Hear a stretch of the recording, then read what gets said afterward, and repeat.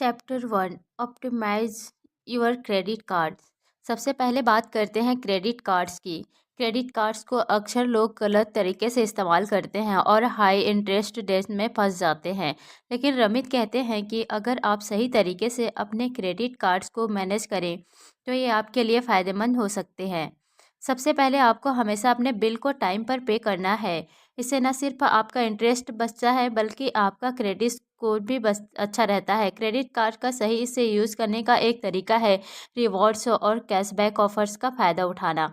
लेकिन याद रखें, सिर्फ उन्हीं चीज़ों पर खर्च करें जो ज़रूरी हो और जो आप अफोर्ड कर सकें। और अमित आपको सजेस्ट करते हैं कि आप हाई इंटरेस्ट डेब्ट को सबसे पहले पे ऑफ करें और हमेशा अपने कार्ड का पूरा बैलेंस पे करें। इस चैप्टर का मेन लेसन है कि क्रेडिट कार्ड्स को टूल की तरह यूज़ करें, ना कि डेप ट्रैप की तरह। फर्स्ट वीक, इस हफ्ते का गोल है अपने क्रेडिट कार्ड्स को सही तरीके से मैनेज करना, जिसके लिए यहाँ कुछ टिप्स बताई गई है। नंबर 1, क्रेडिट कार्ड्स रिव्यू करें। सबसे पहले अपने सभी क्रेडिट कार्ड के टर्म्स को रिव्यू करें, जैसे इंटरेस्ट रेट्स, एनुअल फीस और रिवॉर्ड्स प्रोग्राम को समझें। नंबर 2, पे ऑफ हाई इंटरेस्ट। रमित आपको सजेस्ट करते हैं कि अगर आपके क्रेडिट कार्ड पर हाई इंटरेस्ट है तो पहले उसे पे ऑफ करें। इससे आप अननेसेसरी इंटरेस्ट से बचेंगे। Number 3, negotiate fees. Credit card company से निगोशिएट करके लेट फीस या एनुअल फीस भी वेव कराने की कोशिश करें। ज़्यादातर लोग ये बात नहीं जानते, लेकिन निगोशिएशन काम कर सकता है।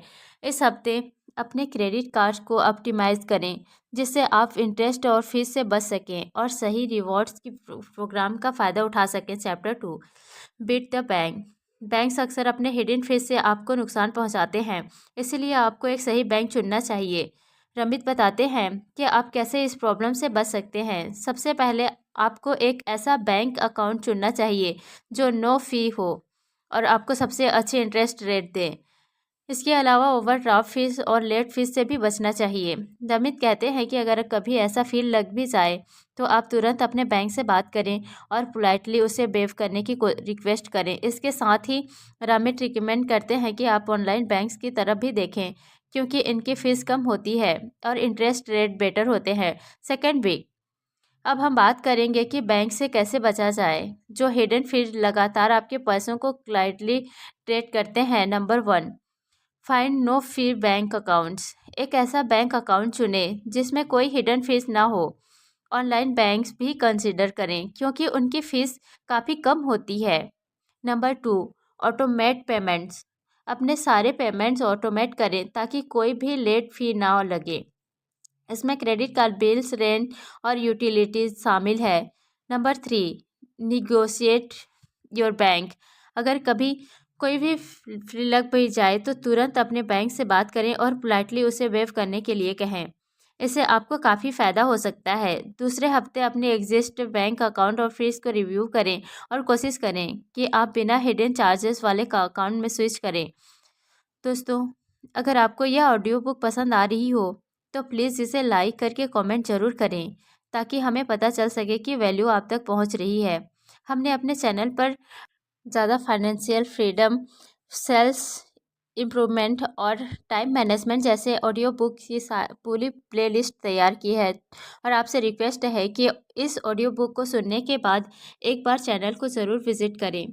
तो चलिए आप इस ऑडियो बुक को कंटिन्यू करते हैं। Chapter 3, get ready to invest. अब बात आती है इन्वेस्टिंग की। बहुत से लोग सोचते हैं कि इन्वेस्टिंग केवल रिच लोगों के लिए है, लेकिन रमित इस मिथ को तोड़ते हैं। वो कहते हैं कि आप कम पैसे से भी इन्वेस्टिंग शुरू कर सकते हैं। इन्वेस्टिंग का सबसे पहला रूल है, the earlier you start the better. Compound interest आपके लिए मैजिक की तरह काम करता है, और जितनी जल्दी आप इन्वेस्ट करना शुरू करेंगे उतना ज़्यादा फ़ायदा आपको मिलेगा। रमित सजेस्ट करते हैं कि आप अपना मनी मार्केट अकाउंट और रिटायरमेंट अकाउंट जैसे 401 के या ओपन करें। इस चैप्टर में आप सीखते हैं कि आपके पैसों को बेकार पड़े रहने के बजाय उसे इन्वेस्ट करना ही सही रास्ता है, ताकि आपका पैसा टाइम के साथ ग्रो कर सके। अब आप तैयार हैं इन्वेस्टिंग के लिए। ये हफ्ता इन्वेस्टिंग शुरू करने पर फोकस्ड है और यहाँ रमित इन्वेस्टिंग स्टार्ट करने के कुछ इंपॉर्टेंट टिप्स देते हैं। Tips number 1, open retirement account. सबसे पहले अपने एम्प्लॉयर के जरिए 401k या रोथ IRA जैसे रिटायरमेंट अकाउंट खोलें। अगर ये अकाउंट ऑलरेडी नहीं है तो जल्दी से जल्दी ओपन करें। Tips number 2, start small investment. अगर आपके पास कम पैसा है तब भी आप इंडेक्स फंड और म्यूचुअल फंड में इन्वेस्ट कर सकते हैं। रामेट रिकमेंड करते हैं कि आप low cost high return fund चुनें। फॉर एग्जांपल इंडेक्स फंड और ETF फंड यानी और म्यूचुअल फंड में इन्वेस्ट कर सकते हैं। रामेट रिकमेंड करते हैं कि आप low cost high return fund चुनें। फॉर एग्जांपल इंडेक्स फंड और ETF यानी एक्सचेंज ट्रेडेड फंड को low cost high return fund की कैटेगरी में रखा जा सकता है। ये फंड मार्केट के किसी खास इंडेक्स जैसे निफ्टी या सेंसेक्स को फॉलो करते हैं और इन पर मैनेजर की एक्टिव मैनेजमेंट की आवश्यकता नहीं होती, इसलिए इनकी लागत कम होती है। हालांकि इन्वेस्टमेंट से पहले आपको मार्केट रिस्क और फंड के प्रदर्शन को ध्यान में रखना चाहिए। ऐसे फंड लंबी अवधि में बेहतर रिटर्न दे सकते हैं। Tips number 3, invest automatically. Investment को ऑटोमेटिकली करें। ऑटोमेटिकली इन्वेस्ट करने से आप डिसिप्लिन में रहेंगे और टाइम के साथ कम इंटरेस्ट का फ़ायदा उठा पाएंगे। तो इस तीसरे हफ्ते रिटायरमेंट अकाउंट्स ओपन करें और मंथली ऑटोमेटिक इन्वेस्टमेंट शुरू करें। Chapter 4, conscious spending. Conscious spending का मतलब है कि आप अपने पैसे को समझदारी से खर्च करें। इसका मतलब ये नहीं है कि आप कभी भी अपने ऊपर पैसे ना खर्च करें, बल्कि यह है कि आप अपने प्रायोरिटीज़ को समझें। रमित कहते हैं कि आपको गिल्ट फ्री स्पेंडिंग करनी चाहिए। इसका मतलब है कि जो चीज़ें आपको खुशी देती है उन पर खर्च करें, लेकिन जो चीज़ें बेकार हैं उन पर खर्च ना करें।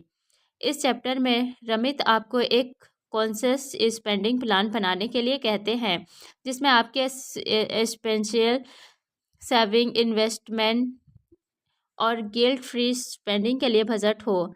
इस तरह आप बिना गिल्ट के वो चीज़ें खरीद सकते हैं जो आपको खुश करती है और साथ ही साथ फाइनेंशियल रिस्पॉन्सिबल भी दे सकती है। इस चौथे हफ्ते का फोकस है कॉन्शियस स्पेंडिंग, यानी आप समझदारी से और गिल्ट फ्री खर्च कर सकें। रमित ने यहाँ भी कुछ टिप्स दिए हैं। Tips number 1, create a conscious spending plan. एक स्पेंडिंग प्लान बनाएं जिसमें 4 हिस्से हों। फिक्स कॉस्ट जैसे रेंट और बिल्स, सेविंग्स, इन्वेस्टमेंट और गिल्ट फ्री स्पेंडिंग जैसी हॉबीज़ और dining out. Tips number 2, cut useless spending. अपने स्पेंडिंग हैबिट्स को एनालाइज करें और उन चीज़ों पर कटौती करें जिन पर कोई वैल्यू नहीं है। फॉर एग्जांपल अननेसेसरी सब्सक्रिप्शन या random purchase. Tips number 3, guilt free spending. जो चीज़ें आपको सच में खुशी देती है उन पर खर्च करने में गिल्ट फील ना करें। रमित कहते हैं कि अगर आप वाकई चीज़ों पर सेविंग कर रहे हैं तो गिल्ट फ्री खर्च को एंजॉय करना सीखें।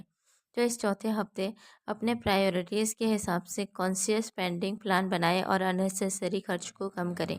Chapter 5, save while sleeping. अब बात करते हैं ऑटोमेटिक सेविंग की। रमित कहते हैं कि सबसे आसान तरीका सेविंग का ये है कि इसे ऑटोमेट कर दो। जब आप अपनी सेविंग को ऑटोमेट कर देते हैं तो आपको हर महीने मैन्युअली कुछ करने की ज़रूरत नहीं होती। आपका पैसा अपने आप अपने सेविंग अकाउंट और इन्वेस्टिंग अकाउंट बिल्स के लिए एलोकेट हो जाते हैं। ऑटोमेटिक सेविंग का सबसे बड़ा फ़ायदा ये है कि आप बिना सोचे समझे भी अपने फ्यूचर के लिए पैसे सेव कर रहे होते हैं। इससे आपका फाइनेंशियल स्ट्रेस भी कम होता है और आप अपने फाइनेंशियल गोल्स आसानी से अचीव कर सकते हैं।